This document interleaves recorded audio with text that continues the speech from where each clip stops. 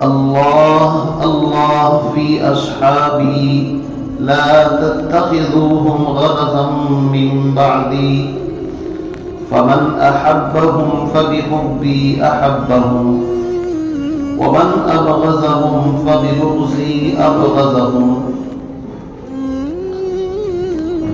أو كما قال النبي صلى الله تعالى عليه وسلم.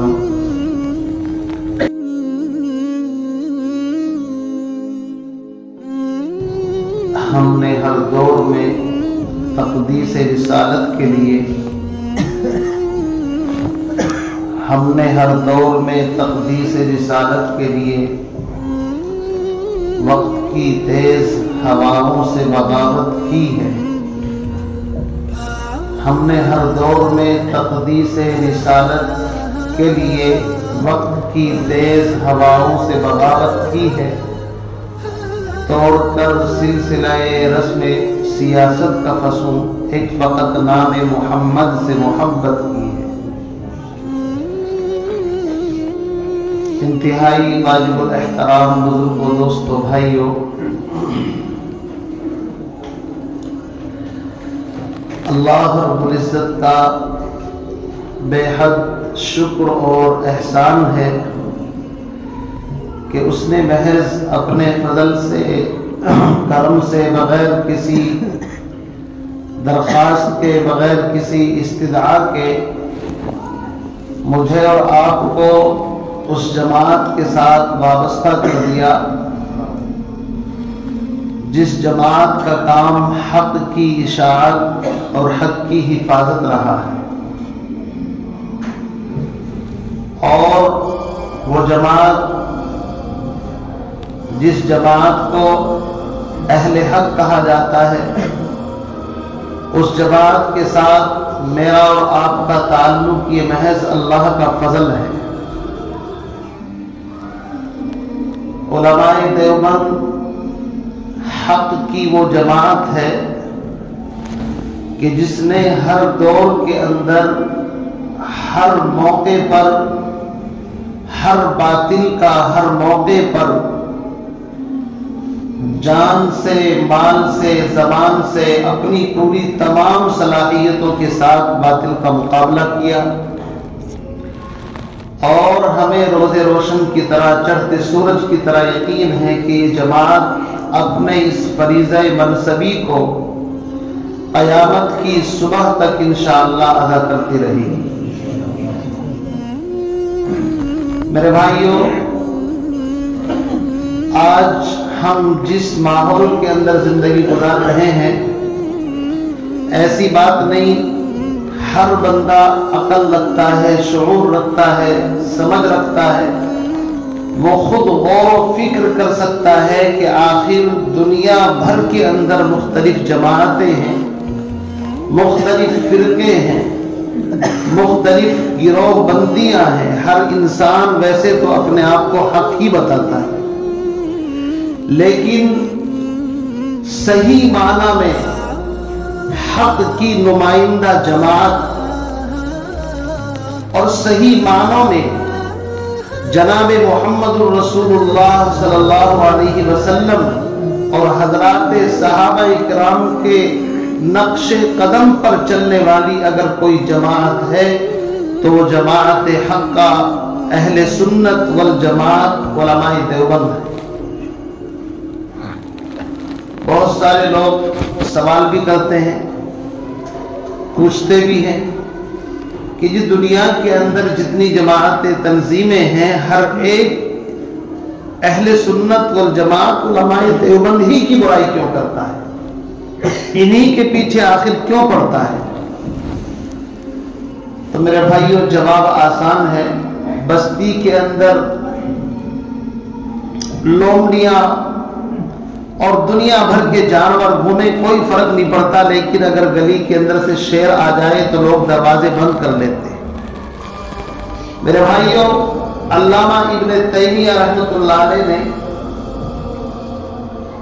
اپنی تصانیف کے اندر کئی جگہ پر اس بات کو لکھا ہے کہ لوگوں، اگر حق کو پہچاننا ہے تو اس کی آسان پہچان یہ ہے کہ یہ دیکھو کہ باطل کی طرف سے اٹھنے والا تیر کس جگہ پر لگ رہا ہے۔ آپ دنیا کے اندر نظر ڈالیں گے، دنیا کے اندر جتنا باطل ہے ان تمام کی گالیاں، ان تمام کے تیر اور ان تمام کے حملے علماء دیوبند ہی کی طرف آپ کو نظر آئیں گے۔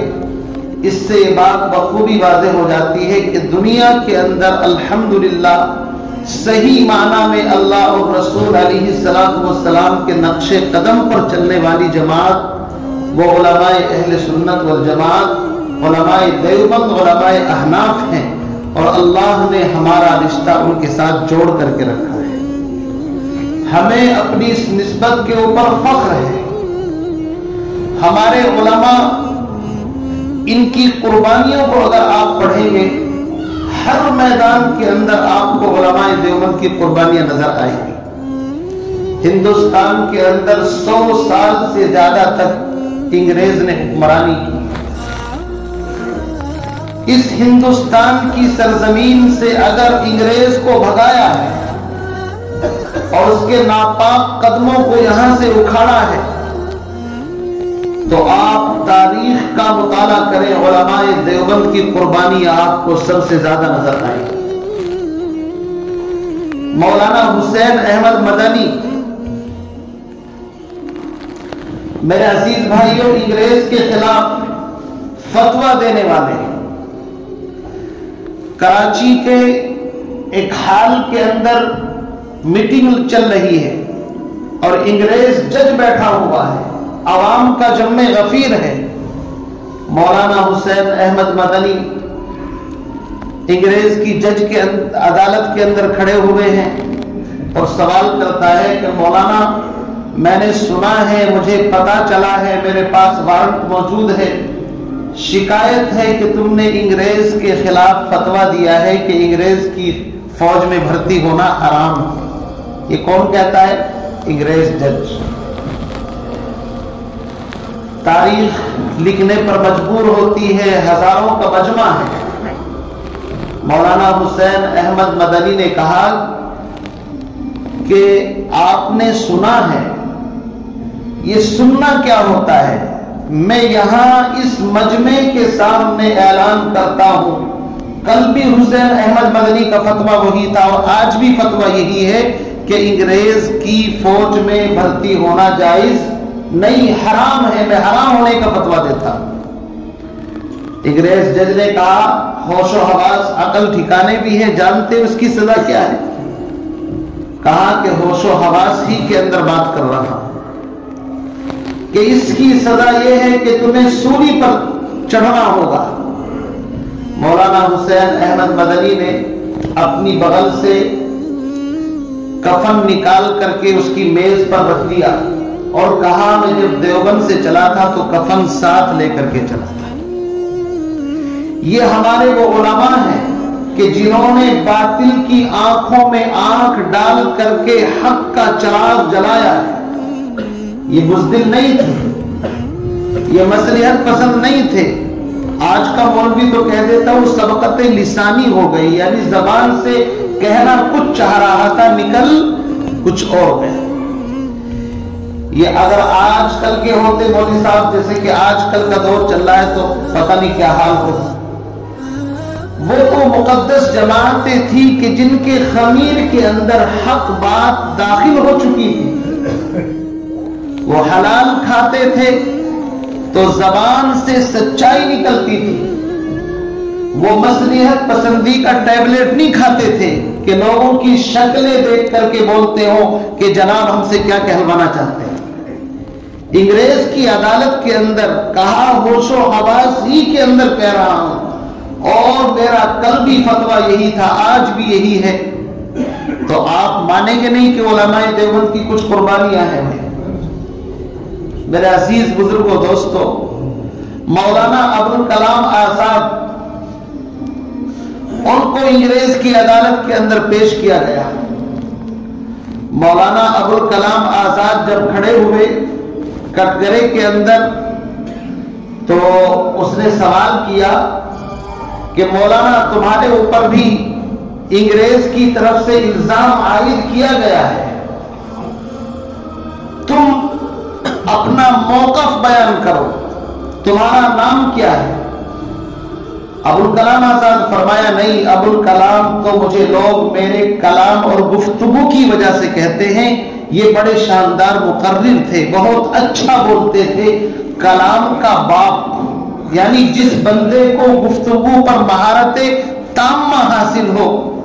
میرا نام اصل احمد محی الدین جو میرے والد نے رکھا ہے، میرا اصل نام یہ ہے کہ باپ کا نام کیا ہے؟ باپ کا نام یہ ہے۔ اور تم کس قبیلے خاندان سے ہو؟ کہا سید۔ اچھا پیشہ کیا ہے، کام کیا ہے؟ انگریز سے کہا کہ اگر میرے پیشے کے بارے میں سنو گے تو آپ کی کرسی ہل جائے گی۔ کہا مذاق کرتے ہو، عدالت کی توہین کرتے ہو؟ کہا توہین نہیں، میں یقین کے ساتھ کہتا ہوں کہ آپ میرے پیشے کے بارے میں جاننا چاہتے ہیں، آپ سن نہیں سکو گے۔ کہا نہیں، بتاؤ کہ میرا پیشہ ہے انگریز کے خلاف بغاوت کرنا، یہ کام ہے۔ انگریز کی عدالت، انگریز جج، ہزاروں کا مجمع، اتنی حق بات، اتنی جرأت اور بے باکی، آپ اندازہ لگا سکتے ہیں۔ کہا کہ تمہاری عقل ٹھکانے ہے؟ کہا خدا کی قسم ابوالکلام آزاد نے آج تک کبھی جھوٹ نہیں بولا، شراب نہیں پی، زنا نہیں کیا، اور یقین نہیں آتا تو میرے دوست مفتی کفایت اللہ اور فلاں فلاں کے نام بھی ان سے پوچھ لو۔ میں سچ کہہ رہا ہوں، میری جان کے اندر جب تک ایک بھی سانس باقی ہے، میرا پیشہ، میرا کام انگریز کے خلاف بغاوت کرنا ہے۔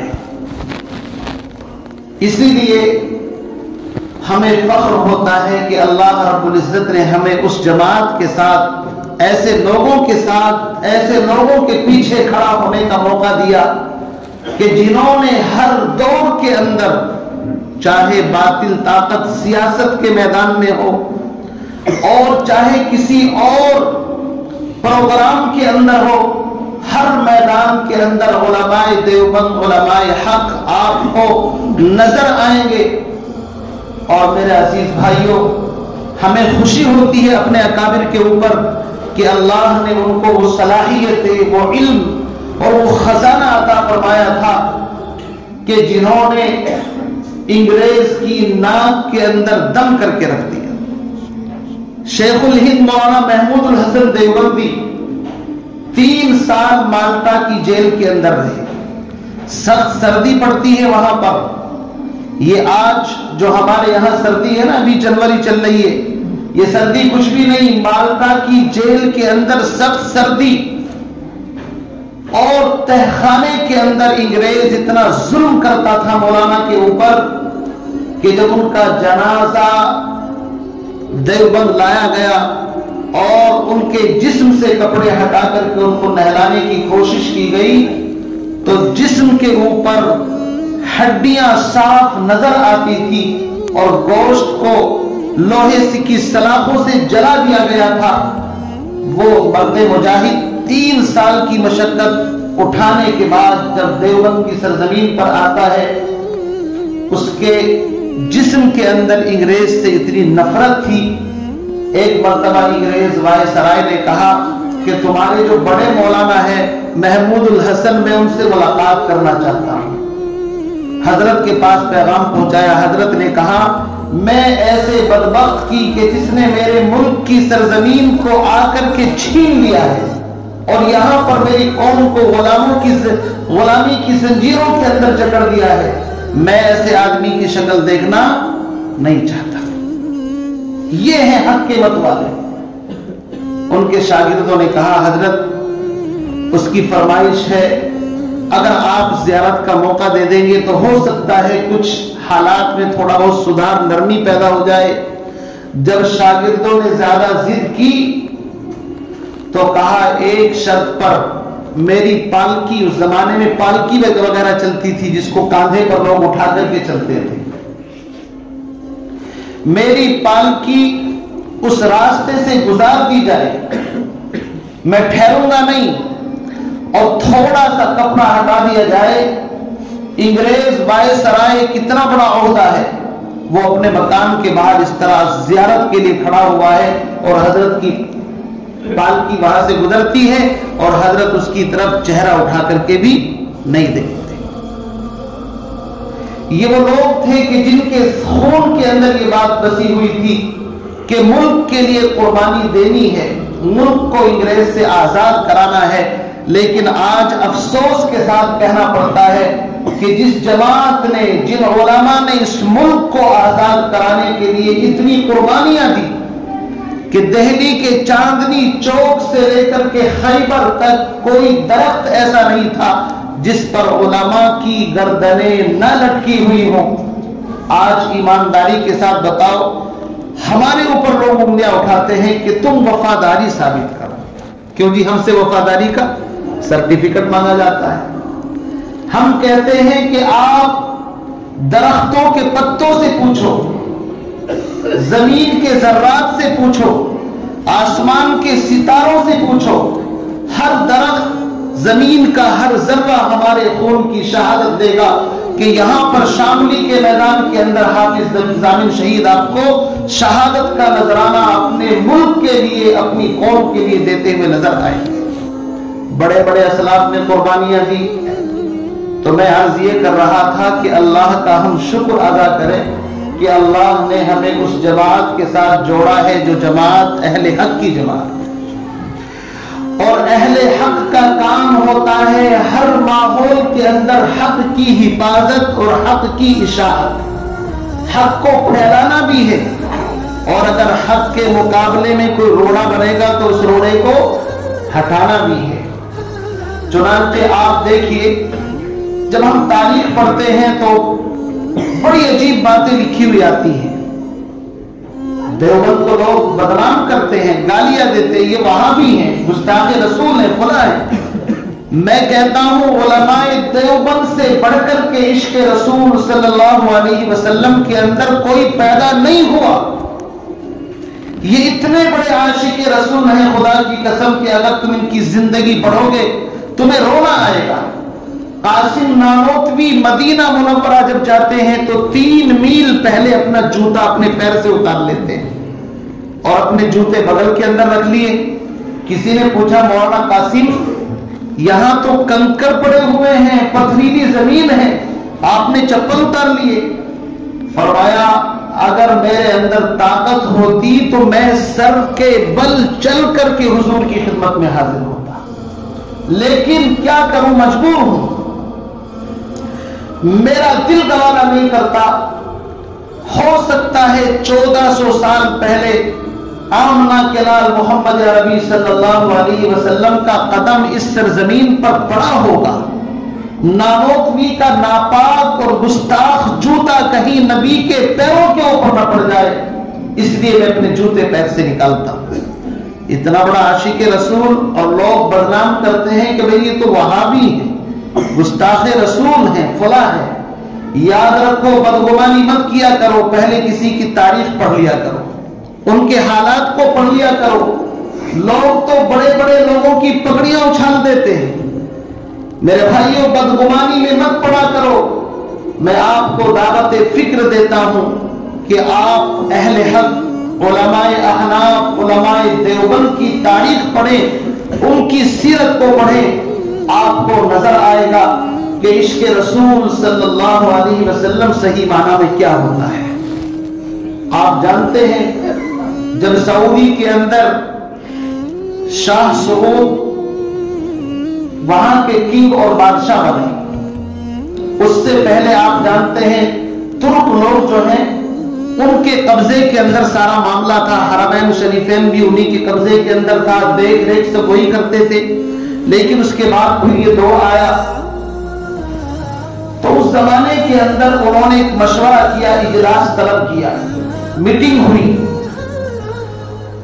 کہ اللہ کے نبی علیہ السلام کی ایک حدیث ہے، بخاری کے اندر بھی موجود ہے، کہ قبروں کے اوپر تعمیر کرنا یہ جائز نہیں ہے. مثلا قبر بنا دی گئی اور اس کے اوپر آپ تعمیر کریں, الگ سے بلڈنگ بنائیں, جس کو ہمارے یہاں مزار یا قبہ کہتے ہیں. اور چونکہ وہاں جنت البقیع کے اندر اس طرح کی قبریں موجود تھی, چنانچہ انہوں نے ان تمام کو تو توڑ دیا. پھر مسئلہ یہ ہوا کہ جناب نبی کریم صلی اللہ علیہ وسلم کی قبر مبارک جہاں پر ہے وہاں پر بھی تو قبہ بنا ہوا ہے, گنبد خضرا ہے. تو حکومت نے یہ سوچا کہ اس معاملے کو حل کرنے سے پہلے, چونکہ معاملہ صرف عربوں کا نہیں ہے, اللہ کے نبی تو پوری کائنات کے نبی ہیں, پوری دنیا کا انٹرنیشنل مسئلہ ہے, اس لیے پوری دنیا کے علماء کو اکٹھا کر کے متفقہ فیصلہ لیا جائے تاکہ کہیں دنیا کے اندر انتشار کی شکل پیدا نہ ہو. مختلف جماعتیں مختلف ملکوں کے اندر گئی, ایک جماعت دارالعلوم دیوبند کے اندر بھی آئی. آپ کو دیوبند کی قدر کا پتہ نہیں ہے, چونکہ ہماری ناک کے نیچے ہے نا دیوبند, اس لیے ہمیں پتہ نہیں ہے کہ اس دیوبند کے کارنامے کیا ہیں. وہاں سے وہ جماعت آئی, وہ سمجھتے تھے کہ یہ تو عجمی لوگ ہیں, ان کی تو زبان عربی نہیں ہے, کہاں ان کا علم اتنا مضبوط ہوگا, لیکن پھر بھی چلو ان کو بھی شریک کر لو, سوچتا ہے آدمی کی مخالفت سے بچا جائے. یہاں کے علماء مولانا علامہ انور شاہ کشمیری رحمت اللہ علیہ, علامہ شبیر احمد عثمانی, بڑے بڑے لوگ موجود تھے. انہوں نے مشورہ کیا, مشورہ میٹنگ چلتی رہی, اور راتوں کو اٹھ کر کے لوگ دعا مانگتے, یا اللہ تیرے نبی کے روزے کا مسئلہ ہے, اگر غلط مسئلہ غلط رائے ہماری زبان سے نکل گئی, کہیں کل قیامت کے دن ہمارا گریبان نہ پکڑ لیا جائے. امانت داری ان کے دلوں کے اندر تھی, اللہ کا ڈر خوف. علماء دیوبند نے مشورہ دیا, رائے دی کہ دیکھو بخاری کی یہ حدیث اپنی جگہ پر صحیح ہے کہ قبر پر گنبد اور تعمیر نہیں کرنا چاہیے, لیکن نبی علیہ السلام کی قبر جو ہے وہ اس سے الگ ہے. وہ الگ کیسے ہے؟ الگ اس لیے ہے کہ سب جانتے ہیں کہ پیغمبر علیہ السلام کا انتقال حضرت عائشہ رضی اللہ تعالی عنہا کے حجرے کے اندر ہوا. کہاں پر ہوا بھائی؟ حضرت عائشہ کے حجرے کے اندر ہوا, نہیں سب جانتے ہیں. اور نبی کے بارے میں مسئلہ یہ ہے کہ نبی کی جہاں وفات ہوتی ہے وہیں پر اس کو دفن کیا جاتا ہے. جہاں نبی کا انتقال ہوتا ہے وہیں پر نبی کو دفن کیا جاتا ہے. اسی لیے پیغمبر علیہ السلام کی قبر کہیں اور نہیں, حجرہ عائشہ کے اندر ہی قبر کھودی گئی.